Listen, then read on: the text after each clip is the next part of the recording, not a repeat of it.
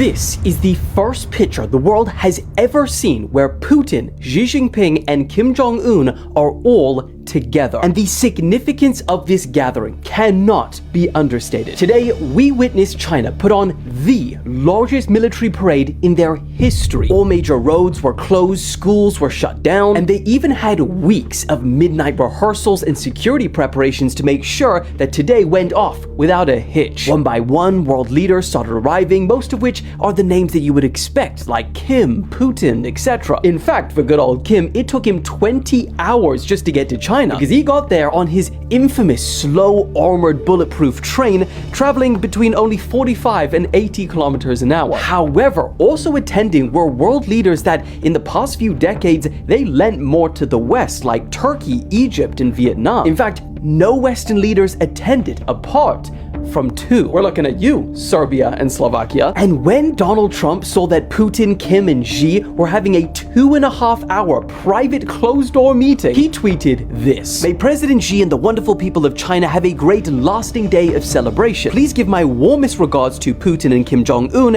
as you conspire against the United States." Now, it wasn't just what they spoke about that will be of concern of Western leaders watching. It'll also be the new weapons that China unveiled. These included new powerful laser weapons capable of taking out swarms of drones, burning electronics, or even blinding pilots, new nuclear ballistic missiles with a range capable of striking US mainland, giant underwater unmanned drones, and also a number of weapons which display China's heavy investment in the future of warfare, including drones, smart tanks, AI-assisted weaponry, and of course, even robot dogs. In fact, today on Chinese social media, all of the top searches were about the parade and its weapons, including the fourth one talking about their new ICBMs having the striking range that covers the entire world. But for Xi Jinping, what means more than showing off new weaponry is showing off a new world order, one that challenges the West and its allies, but also one where China is positioned right in the center. In fact, in Xi's speech overlooking the military parade, he said, "The rise of the Chinese nation is unstoppable. Strength may prevail for a time, but over the long arc of history, it's reason that wins." So the question is Donald Trump's foreign policy pushing these countries together to strengthen their relations? Or was what we saw today inevitable and would have happened no matter who was in office? Shalom, Israel. First and foremost, I would like to give all praises, honor, and glory to Yahweh, Bahashem, Yahweh Shai, Bahashem, Rekah, Quadash, and a sincere salutations to the hopeful elect, and also a healthy shalom to the few Akwath that are listening and learning. Lord's willing, this lesson be edifying. So, as you can see, we're continuing to see signs that we're living in unprecedented times. There's a new big three in town, okay? And, you know, China's president put on a beautiful military display. And the only thing I could think of while watching it was the embarrassment of Trump's military parade during his birthday, if I'm not mistaken. It pales in comparison to what China put on.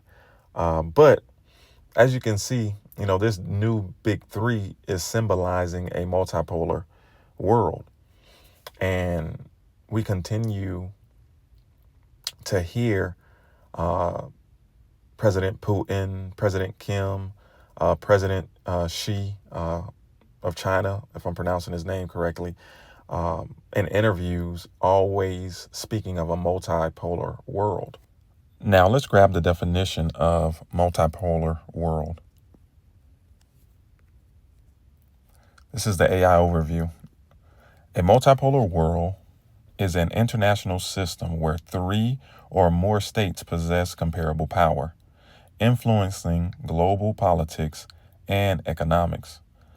This contrasts with a unipolar world dominated by one superpower, or a bipolar world divided between 2 major powers.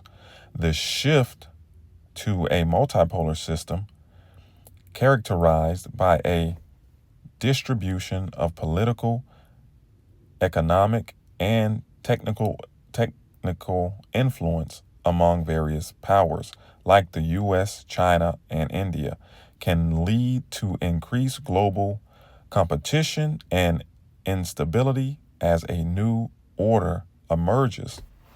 So now we're going to scroll down to key characteristics, and let's go to post-Cold War transition. The period following the Cold War was a unipolar moment with American global dominance.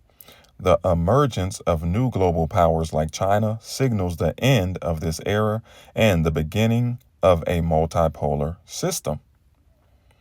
Implications: increase volatility. The transition between global power structures is often inherently destabilizing, marked by uncertainty and increased potential for conflict. Okay, so let's grab our first precept. This is Revelation chapter 11 and verse 14. The second woe is past, and behold, the third woe cometh quickly. Right, woe representing destruction, also representing world wars. So the second world war is past, and behold, the third world war cometh quickly. All right. I just gave you the reasons why. America is still stuck in that unipolar world spirit, while the rest of the world is trying to break away from the wicked rule of America. All right. And work together in a multipolar world. But Babylon is not going to have that. Okay. He's not going to have that. If he can't sit, or Salakia, should I say she, that whore, if she can't sit at the head of the table, okay, she's going to flip the whole table over, all the food, all the fixings, and wreck the whole dinner party. Okay. Babylon doesn't play nice with anyone. So let's go back to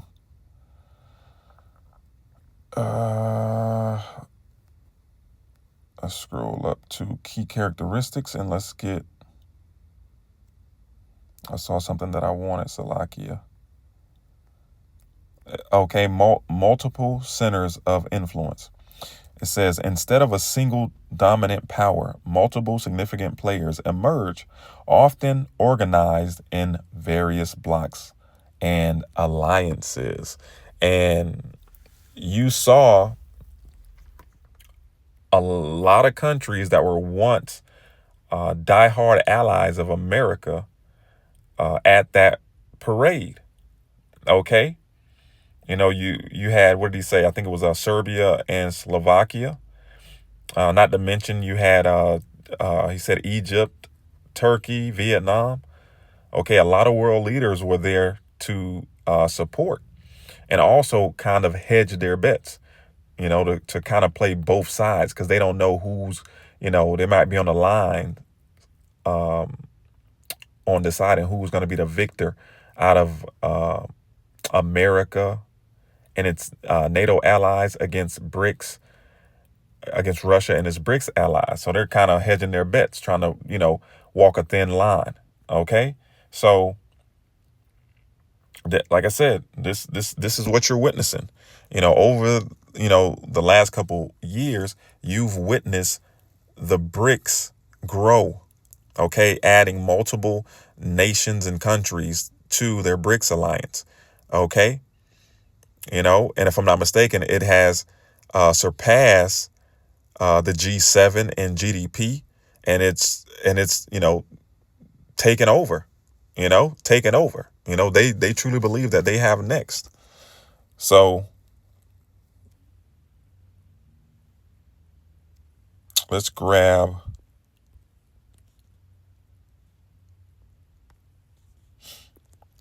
Obadiah chapter 1 and verse 7 in the NLT. It reads, all your allies will turn against you. Right. Speaking of America. Okay. That whore. They will help to chase you from your land. They will promise you peace while plotting to deceive and destroy you.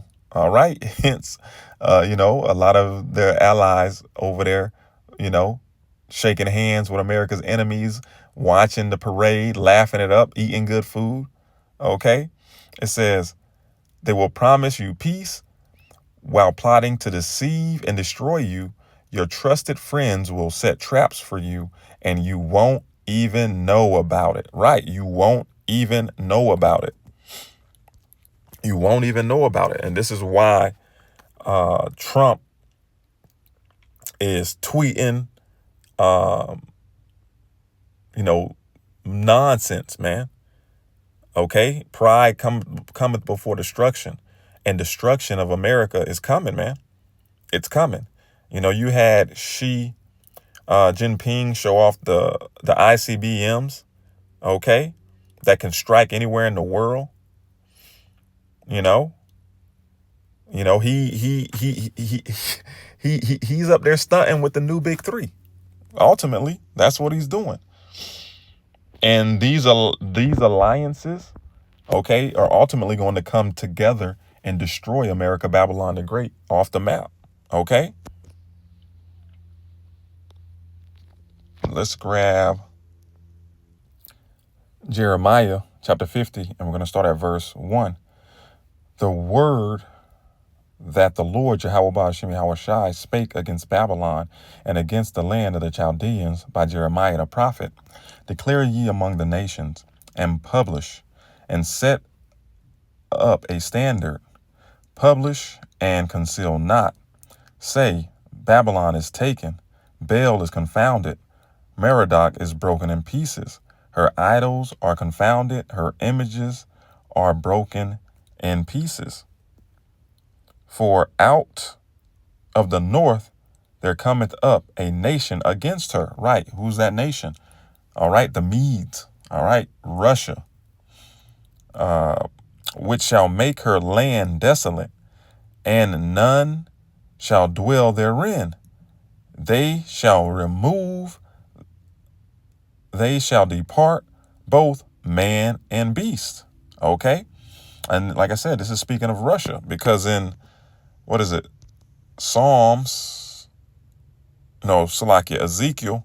the 34th chapter, or 38th chapter and 3rd verse, it reads, and say, thus saith the Lord power, behold, I am against thee, O Gog, the chief prince of Meshech and Tubal, and I will turn thee back and put hooks into thy jaws. Right. Turning Russia back into that old Cold War spirit. Okay. That USSR spirit. All right. And they spoke about this when it was talking about that post-Cold War transition. Okay. Russia was a monster, man. Russia was a force to be reckoned with back then. Okay.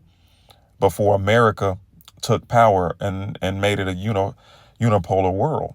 So the Heavenly Father is going to put hooks in Russia and turn them back to that post-Cold War spirit. All right. Putin is going to want all the smoke. So it says, and I will turn thee back and put hooks into thy jaws, and I will bring thee forth, and all thine army, horses and horsemen, all of them clothed with all sorts of armor, even a great company, with buckler and shields, all of them handling swords. All right. And who's going to be with Russia? Persia, Ethiopia, and Libya with them, all of them with shields and helmet. Gomer and all his bands. All right, Gomer, we always say, represents Turkey, and the proof is in the pudding. It reads, AI overview. Yes, biblical scholars and historians widely identify Gomer and his descendants as the Sumerians who settled in areas of modern-day Turkey. Okay? So this is getting real, man. This is getting real. Hey, prophecy, falling off the page. It says Gomer and all his bands and the house of Togomar of the north quarters, and all his bands, and many people with thee. It says, be thou prepared, and prepare for thyself and all thy company that are assembled unto thee, and be thou a guard unto them. Okay, and Russia is going to be a guard to all these nations. All right, and these nations are going to ultimately what? Click up. They're going to click up. All right, so back to Jeremiah 50, and we're going to jump down to verse 9. It reads, for lo, I will raise and cause to come up against Babylon an assembly of great nations from the north country. Right. We just read about Gomer, Turkey, Persia, all of them riding with Russia. All right. To what? To go up against America. Okay.